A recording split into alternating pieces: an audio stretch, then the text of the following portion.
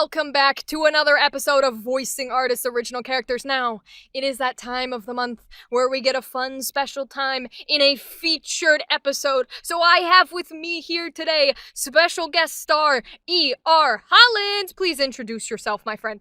Hello there, I am ERHollands. I am a voice actor and I do silly voices and that's pretty much it. That pretty much sums me up in a nutshell.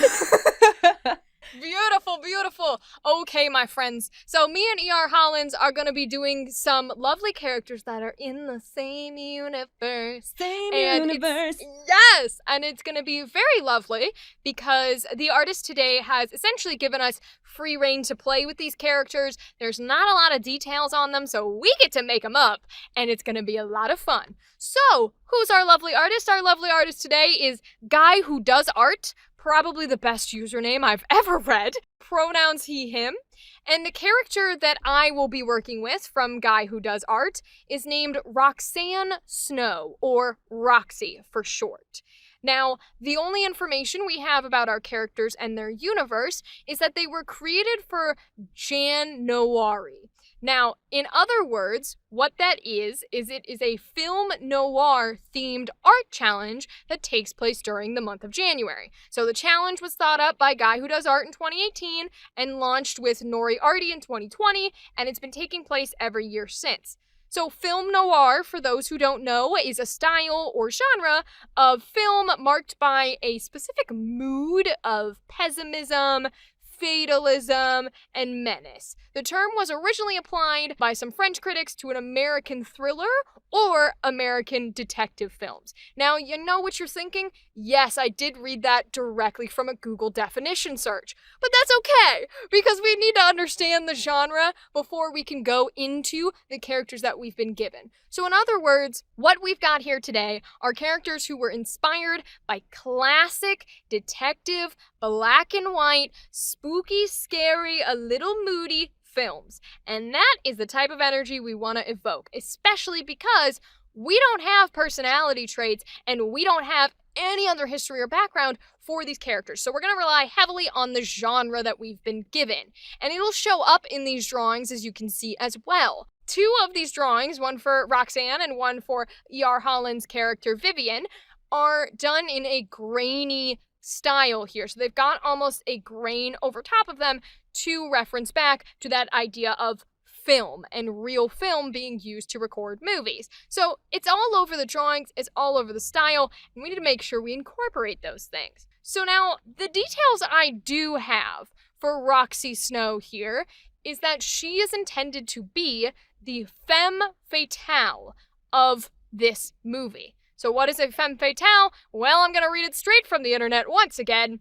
An attractive and seductive woman who is likely to cause distress or disaster to a man if he becomes involved with her. Now, these are gendered terms. We are in 2023. We'll use whatever the hell we want. But in other words, a femme fatale is a classic character who is attractive, seductive, and knows how to wield that to get what they want. That's your femme fatale. An example of a femme fatale that a lot of people are going to know, Poison Ivy. Poison Ivy is very, very to the T. When she was created, she was very sexualized. She had her whole power being to entice men to do whatever she wanted them to do with perfume. That's a femme fatale. Now, she is the villain version of a femme fatale because femme fatales are generally anti-heroes to heroes. Another example of the anti-hero to hero side being Jessica Rabbit was a classic femme fatale, drawn in a sexualized manner and very slow to talk and very enticing, and those people doing what she wants. But her version of it is more on the hero side versus Poison Ivy being a villain. Now, what version, villain, hero, are we going to take Roxy? We'll find out. We're going to have to play with it and see which way we want to go. But the only way we can do that is talking about what we see in these drawings. So let's look at these drawings of Roxy, or Roxanne. We love it. Now, I do not have what exact type of animal she is, but if I had to guess, I would say probably a fox. If I put this in color, I'm thinking like red fox, nice deep red hair, the little ears, and the tail to match the hair color. That would be my interpretation. So, we used in our definition the word seductive. Now, I think seductive is okay if you apply it to Roxanne, but I would use not that word for her. I would use captivating, alluring, beguiling. I would use this instead because to me, seductive is active. It implies the idea that the person who is being seductive has control. They are purposefully trying to get someone to go with them or behave in the way that they want them to behave and be controlled by them. It's seduction. It's active. Captivating, alluring, beguiling holds a sense of mystery. It takes away the idea that they are actively trying to get you to come with them and puts the action onto the other person, and the other person becomes the pursuer of them, even though they are sort of mysterious and blocking off and not necessarily receptive of this attention. So to me, it's a passive verb of seduction in order to be alluring or captivating or mysterious, all these sort of things where it's still sort of a attractive seduction, just passively. And I get that a lot from her body language because it's a bit more closed off, because it's a bit more looking away and not directly in the eyes, because it's a bit of lifting her chin and looking down on someone. There's less inviting the person to her and more of, you'll never even be at my feet, right? And for some people, that's very like, oh, I want that. And so that's sort of the energy that I get. Some other words that I would use for Roxanne are discreet, distrustful, crafty. I think that she knows that she is good at what she does. She knows that other people see her in a position of power and probably don't like that she's in a position of power. And so she's very distrustful of other people and very discreet with the things that she's in control of. I think she's dominant and very steely, which is an interesting word. It's sort of another version of stern, but it's a bit cooler. It's a bit less intense. It's more as if you're trying to chip off at a wall, but the wall isn't giving you anything back, right? Versus stern maybe is a little forceful, a little intense with the eyes. Steely is cool and collected. And then I would also say a little bit of elegant. Now, elegant isn't quite what I want because elegance is a bit too nobility, a bit too formal, a bit too luxury. She's not luxury. Absolutely not, right? She's not in a gown. She's not wearing expensive jewelry. She's not luxury.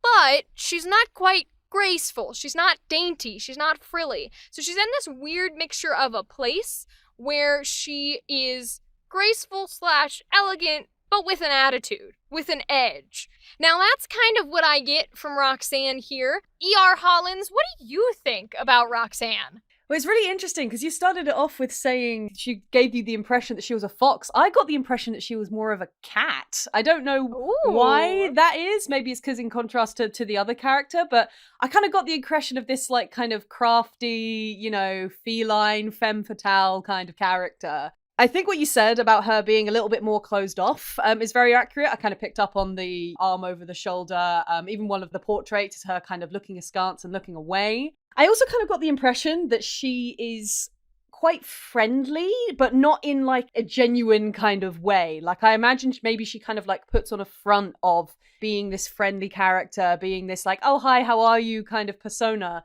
when really either that's just a way for her to figure out either what she can do with the person or to kind of get the person to leave her alone.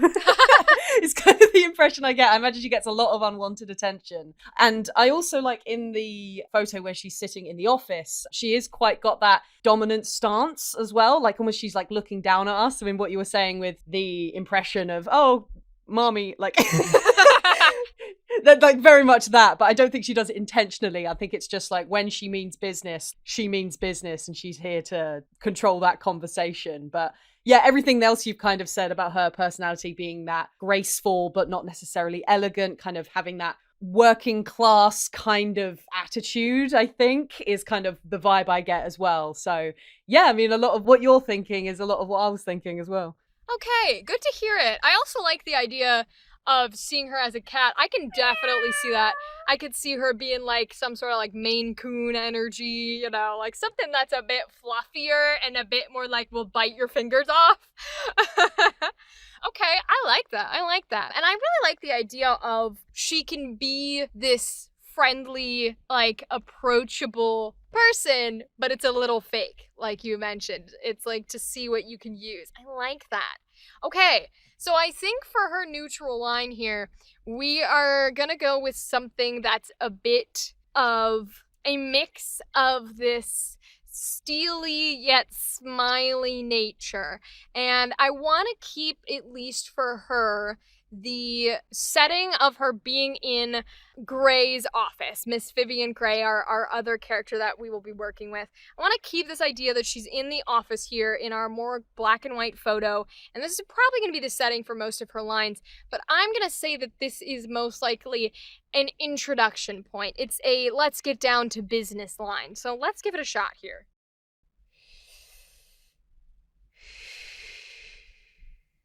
Hello to you too, Miss Gray. I'm here because I heard you were the best in the business. I hope I won't be disappointed. Ooh, I like it!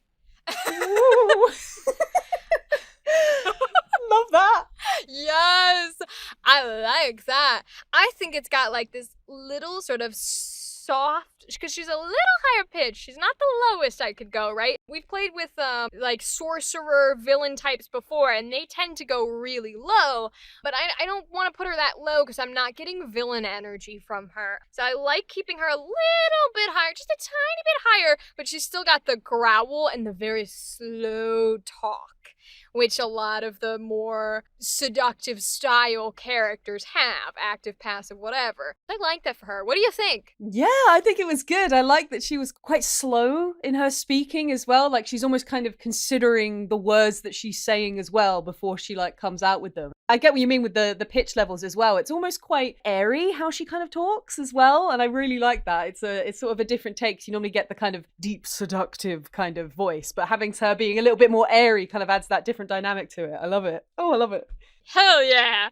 Well, we're gonna dive right into Happy here. Now, I think Happy is gonna be odd because we do have one smiling photo. Now, I always say listen to your artists, and they give us a photo where it feels like a genuine smile. So we're gonna run off of that little sketch there where she's got this very beautiful teeth smile, little bit of like under blushing happening, and some honestly nice open eyes. In a lot of the other photos, her eyes are relatively closed and almost like cunning and thinking and distrustful. This feels very natural and open and free, so we're gonna run off of this for Happy. The question becomes, ERHollands, what in the world is gonna make Roxy happy? I have no idea. I mean, I assume she's coming to the detective with a case, so maybe solving the case potentially, or even just like, I tell you what, I think what would really make her smile is making the detective smile. Like managing to like break that like stern exterior and actually like getting the other character to laugh. I think she'd finally go, oh, this person does have a soul underneath all that hard exterior. I love that.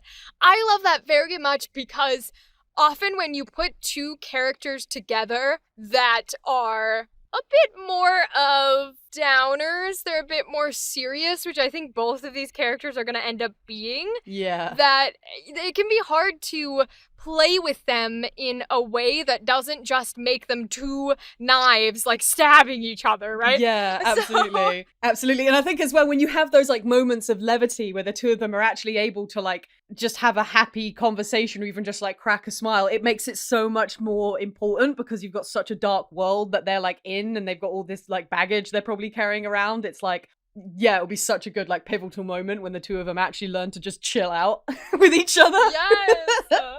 Oh my goodness. Okay, so I'm going to use that and I'm going to do a happy line. Let's see. Oh, come now. You can't tell me the big bad Mrs. Gray is afraid of a little mouse. Yeah! Oh my god, I'm sweating. I love that because I feel like if we were using active seduction, right? Active pursual of the other person, this would feel really like manipulative and like villainy. But because we've sort of established that she is less actively pursuing and she's more passively that way, this feels genuinely like she's making a joke, and she's got a little smile on her face, she's got a little finger, and she's like teasing like, oh, you're afraid of mice. Oh my god, yeah, just like poking the other character's face, like poking their cheek, just being a wind-up. Yes. Exactly. I love that for her. What do you think? Yeah, I absolutely love that as well. And it was just like, but yeah, it was still able to be like that kind of captivating as well. Like it was able to kind of give that, yes, she's joking and yes, she's being jovial, but she's also like still being that kind of femme fatale character. It's still coming through. And oh my god, I love that. It was so good. Perfect. Okay, we got two more. Angry and sad. So let's do some angry. I think femme fatales are generally really easy to make angry. And when I say that, I don't mean in world, right? Because I think in world, it's actually very difficult to make a femme fatale angry because they're often the people in control. But I think when portraying a character like this, I think it's easy to determine what makes them angry very quickly, because if you are embodying a character where your happy is seldom found, right? Your true happy is still a little jokey, it's a little like testing waters, it's a little like, I don't get to be this vulnerable. The way that you then make this character angry is by forcing that into someone else's hands. If being vulnerable with their emotions is so precious that they can barely let it happen enough for them to be genuinely happy and smile, then someone taking that vulnerability, that opening of their heart that they barely get to give because of how scary that is, and forcing it out is like the most anger-inducing thing on the planet. Because in these types of characters, it's less, oh my god, why would you do that thing to me? I'm sad. And it's more, fuck you. How dare you do that to me? You're gonna get your ass beat. So that's where we're gonna run. So let's see if we can do that with Roxanne here. What do you mean? No. No. Why? Why would you ever even think of... For money? For fame? For fortune? These are things I could have given you. Why would you betray me and all of these people? There has to be something. There has to be a reason. And you better hope to God that you have a good one. Ooh, I love that. I love that. Literally, I'm imagining her, like, as she's saying that last line, she's, like, reaching to, like, the back of her skirt with, like, a Glock in it. Like, oh. Yes! Oh! Oh my god. That is a hard one to do, but I'll take it. I like that energy. I like the energy of, like, she has some sort of person who's been helping her with these things, who's been second in command, and they turn out to be the betrayer, the horrible person, and her, why could you do this, is just like, yo, excuse me? Like, you did not just cross me. You better have a good explanation or you're gonna die right here and now. Forget the cops. Oh, and what I love about that, though, as well, is, like, the fact she's asking for an explanation shows that she still can't, like, quite believe the betrayal has happened, so she's almost giving the benefit of the doubt, and it's like, no, girl, you got betrayed! No! Yes! Oh my god, you're so right. You're so right. Alright, we're gonna do sad. We're gonna make this little cat fox girl something sad. So, Roxy, what makes you sad, hun? Let's see.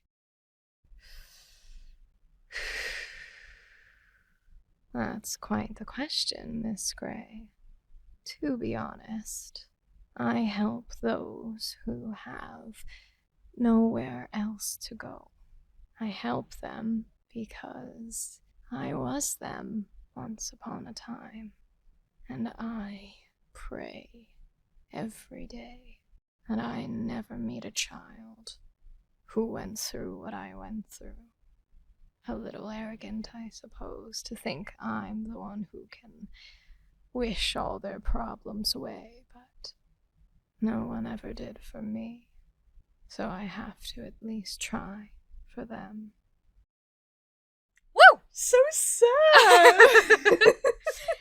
It's so interesting to do sort of a solemn sadness. They're very difficult to do sadness that isn't just like pure gut punch crying, because at least pure gut punch crying, you can live in that emotional state. But solemn is an emotional state where you have done some form of processing and blocking it out. So to reach that emotion is really hard because you gotta act like you've already processed this while you're doing it. Absolutely. But the thing is, with like film noir, that is like the default that a lot of characters are at, is like solemn, and they've just kind of accepted like their lot, and it's definitely hard. But I think you've like absolutely nailed it there. And like, I feel so bad for her. Who hurt this child? Who hurt her? Right? I want to know. Oh, well, thank you. Let's move on to your character, my friend. Go ahead and tell us a little bit about her and what you see in her and all that jazz. Yeah, absolutely. So the character is Vivian Grey. She is a grey wolf. At least that's as far as I've been able to determine. She's got very wolf-like features, and she's a private eye or private investigator. So for those of you who don't know that, it's a freelance detective who carries out investigations on behalf of like private clients, and like a lot of the stereotypical ways of them is they're like investigating murders, or they're investigating I'm cheating on my husband or wife, or like whatever it might be. So although I get the impression, especially looking with how sort of serious this character is, I think she takes on a lot of serious jobs rather than just kind of like someone stole my wallet. I definitely get the impression right away looking at the black and white kind of grainy photo. She is definitely a hard worker. She's got her cigarette there. She's got paper. She's writing. She's got scraps of paper on the desk. She's very, focused on what she's doing. And I get the impression as well that she doesn't quite sort of shout about what she does. I think she's immensely passionate about what she does. She doesn't do it for like bragging rights. I think she does it because she believes, she has this conviction, she has this forthright, this is the right thing to do. That's definitely the impression that I get from her.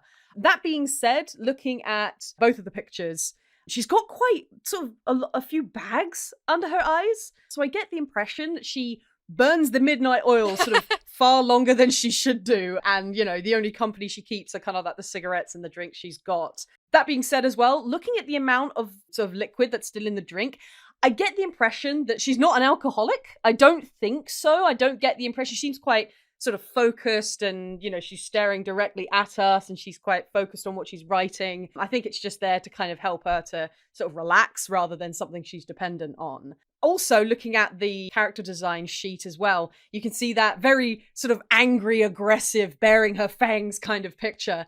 And I get the impression that she's quite sort of forceful and angry when it comes to sort of other people and working with other people. And that can manifest in being quite short with them, or when they are, doing wrong, or they're kind of getting away from her, she can be quite aggressive and sort of shout after them, and can be quite, not afraid to get involved with a little bit of fisticuffs if she has to. That being said, I think kind of on the lighter side, kind of looking at how she's kind of got that raised sort of quirked eyebrow in the sort of middle silhouette picture, I can imagine she's got quite a dry sense of humor. Like, she seems like one of these people where, if the mood takes her, or if she's able to, if she's, somehow comfortable with whoever she's with, she'll just say something that is just complete sarcasm, and nobody knows whether she's being serious or not, or if she's just being sarcastic. But that might happen sort of not as often as she might like to. Also, something I noticed is her posture is very sort of rigid and straight, like especially again with the middle and the one where she's wearing the trench coat. She's very sort of like upright, very sort of focused and sort of forward facing in a lot of her pictures. Although in the second one, she's kind of looking askance, but her whole body is like turned in one direction.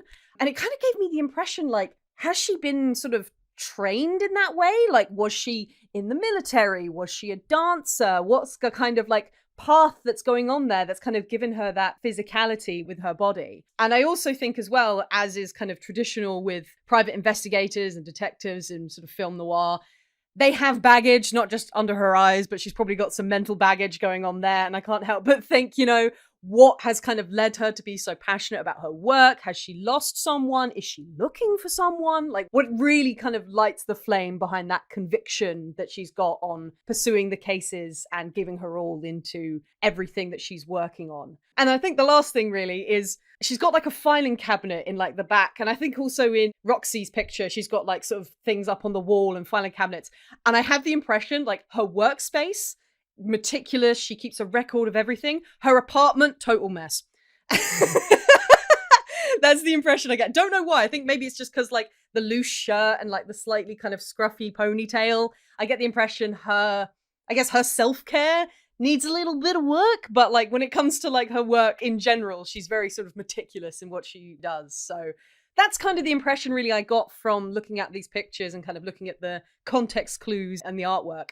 What impression did you get from her? You really nailed it on the head. I think the main thing that I saw was exactly what you noticed as well, where a lot of the times in sort of classic detective style things, the detective tends to be dismissive and solitary in a way that's like, you know, they're drinking all night and they're kind of rude and they're kind of like, whatever, like, don't talk to me, the only thing that matters is my work.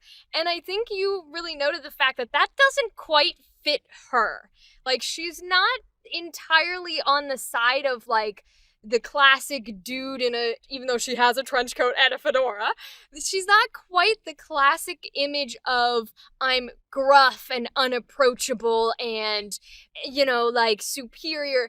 That's not quite the energy, because she is well put together and her office is clean. And like you said about the drink, there's still drink in there. And she may be a little scruffy, but her appearance is good and her face is relatively clean. And she doesn't have these drawings where she's necessarily giving a personality where she is looking down at other people.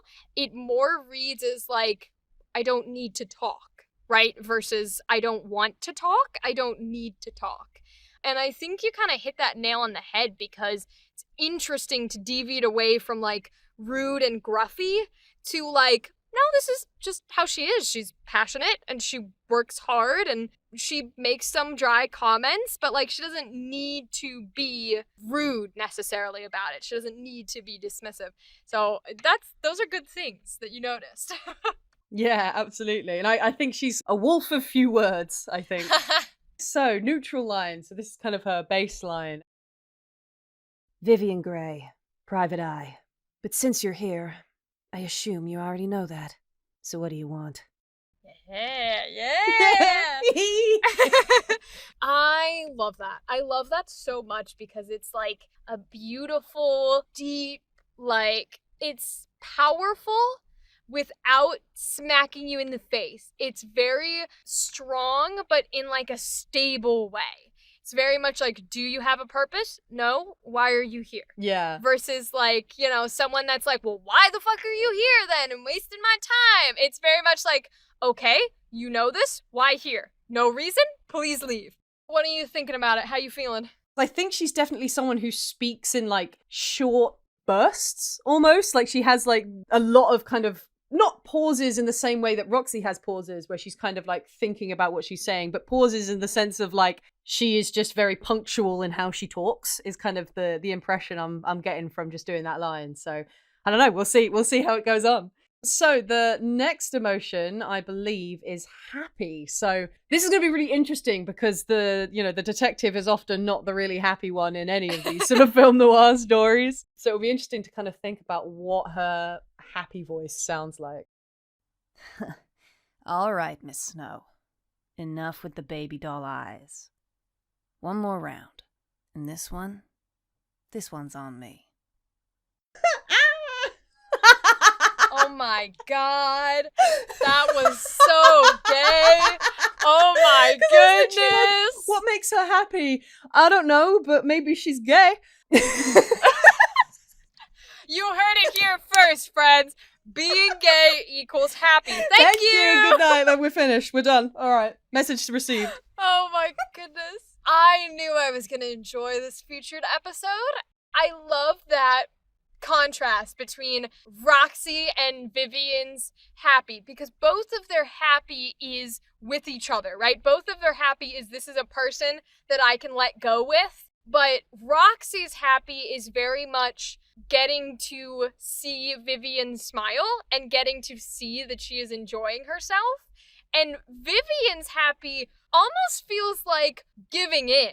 Roxy is like, I'm happy when I poke at you and you give in. And Vivian's like, I'm happy to give in. I think there's almost like a protectiveness with Vivian of like, you know, oh, the drink's on me, like, don't worry about it. Whereas with Roxy, it's very much, she's just such a wind up. She just likes to see the crack in her face. So that is so interesting with the differences in the dynamics of the characters. Okay, I think the next one is angry. Oh, okay. So unlike Roxy, I think this character often gets angry at people. So let's think about what kind of angry she would be. Listen here, scumbag. I'm done playing games. Answer me or taste lead. Your choice! Damn. She's not playing games. He's not playing around, y'all. Wow.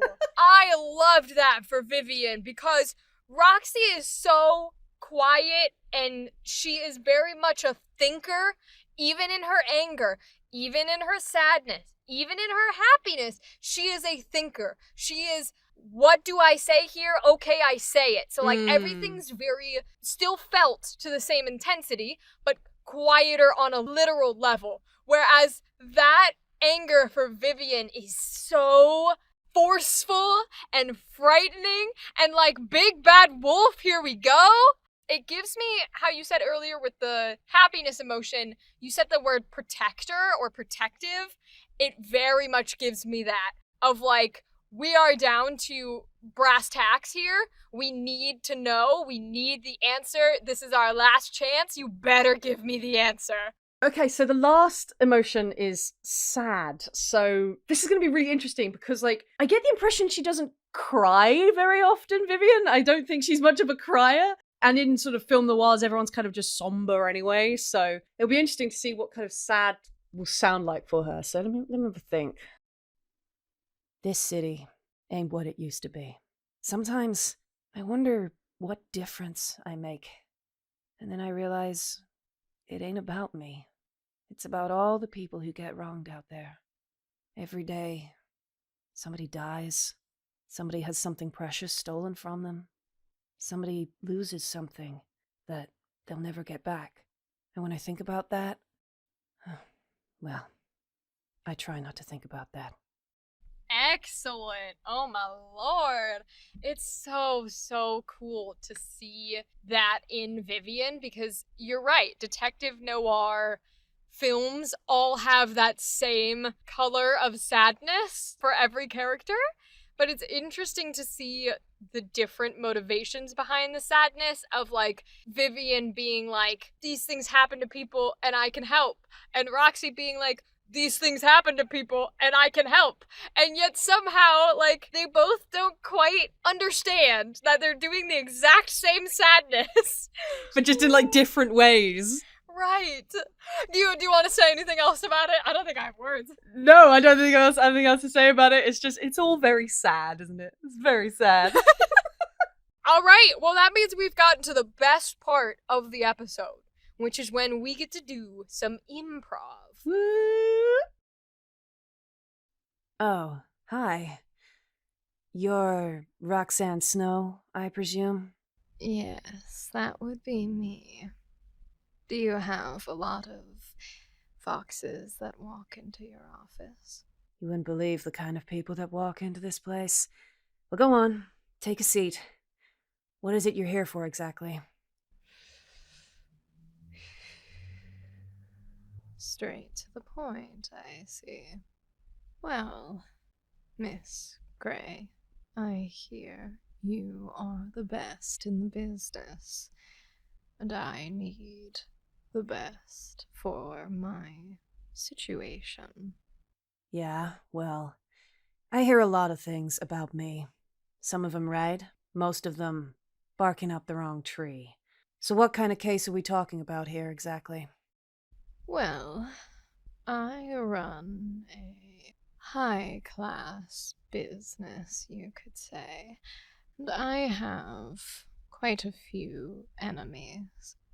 And most recently, I believe they may have attempted something in order to destroy the foundation that I have built. Uh-huh. And exactly what does this high-class business do?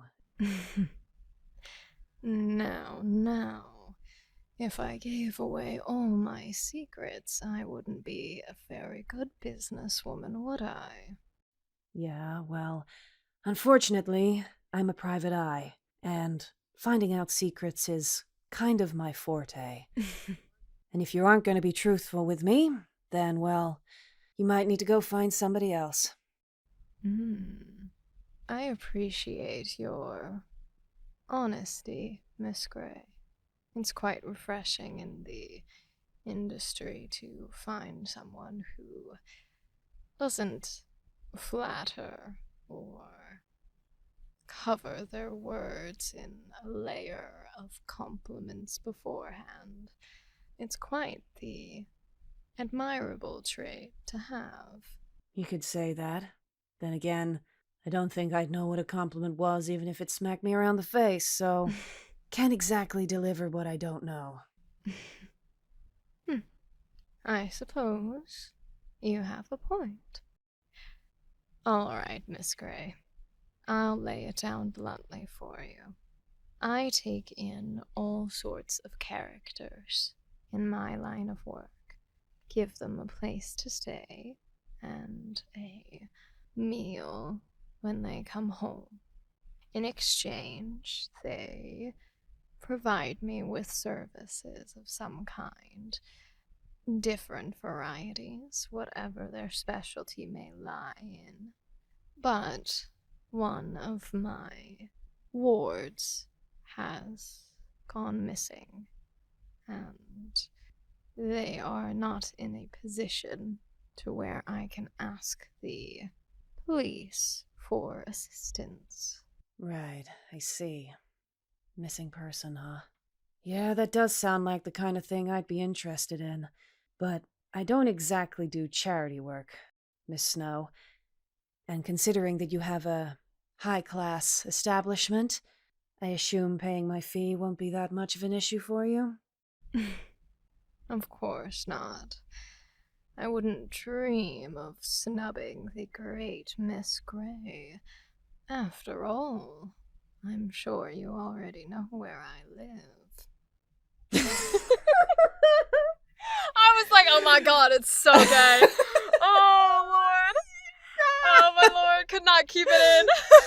It's like, it was like building in my chest of just like, oh my god, the tension is so strong. Yes!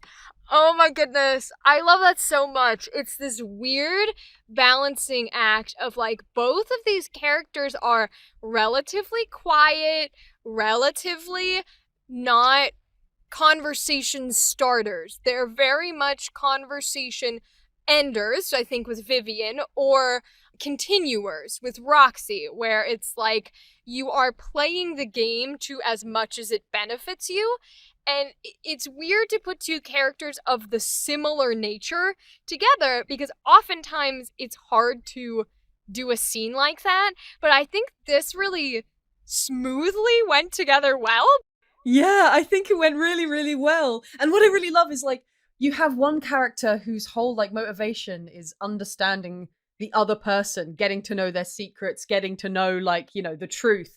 And Roxy's sort of perception is more obfuscation and hiding the truth and kind of being coy. So they're very similar in personalities and kind of sort of tone and sort of voice levels, but their intentions, at least, you know, especially in this introduction, are so different. They're kind of butting heads without actually butting, you know, heads like aggressively. So it's really fascinating to see them play off each other. Yes, it's so slow paced, and I think we have a lot of fast paced things nowadays that is really nice to be able to slow down and live in this conversation of just like most of this scene, if it were to be visuals, is probably about the actual visuals. Like, the vocals are important, the performance is important, but like, I can picture her slowly walking into the room and like touching every object with her hand, and like Vivian just blatantly like hands on the desk, standing here like direct eyeball watching as she walks through the Walks room. around. And I love to think that like Vivian goes like, oh, have a seat. And she like sits on the desk and leans over. Yes, absolutely. And it's beautiful because the improv that we were able to do kept it so wonderfully slow and building, and there was banter and there was flirting and there was funniness, but it was all on the same level, which I really like. All right, well, thank you everyone for watching our featured episode today. It has been lovely. ERHollands, where can people find you? Yeah, so people can find me on Casting Call Club as ERHollands, and I am also on Instagram as ERHollands under the same name. I post my voice projects that I'm going to be in. I post sort of writing and day-to-day life stuff on there. So those are the two main places that you can find me if you want to come and say hi to someone who does silly voices. Well, perfect. Thank y'all for sticking around. Make sure you go and follow our artist. This has been so much fun to play with Detective Noir. Oh my goodness. So go follow Guywhodoesart. Go follow ERHollands. And of course, stick around for all the future videos where hopefully we get to play with more beautiful, slow, interesting characters. And I'll see y'all later. Goodbye. See ya!